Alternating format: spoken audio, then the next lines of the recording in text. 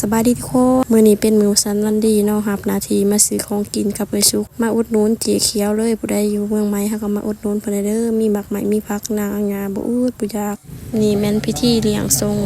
ดอลอมาลัยทองสิกลับบ้านเมื่อเฮ็ดเวียกอยู่บ้านเนาะนี่ปลากันแล้วเด้อนี่เด้อกินข้าวเด้อนี่มีแต่ผู้จุกๆงามๆเลยพูนตอนนี้กำลังลงมือเด้อกินข้าวสามัคคีกันอยู่ห่มกุ๊กดูอยู่โครงการสาธามเมืองว่าปีเฮาเองผู้จุกๆงามๆนี่มาเด้อกินข้าวนำกันพูนถ่ายตัวเองในจักหน่อยเนาะแม่นได้มอบของขวัญเล็กๆน้อยๆให้เอื้อยดอลลาร์ในท้องเฮาเด้อนี่ได้สู่อยู่กันมาเป็นเวลา5-6 ปีพุ่นพอดีช่วงโควิด2019ก็จัดเพลงไป1เพลง2เพลงพุ่นเด้อมาอยู่นำกัน5-6 ปี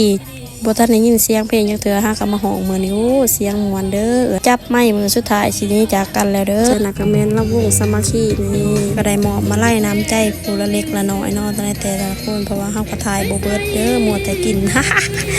นี่จัดไปมีลำวงสามัคคีไปเลยอินเฮาก็กินข้าวกินน้ำก่อนแล้วเนาะจักสิลองน้ำลงน้ำลังจัดไปผู้ใดก็โอ้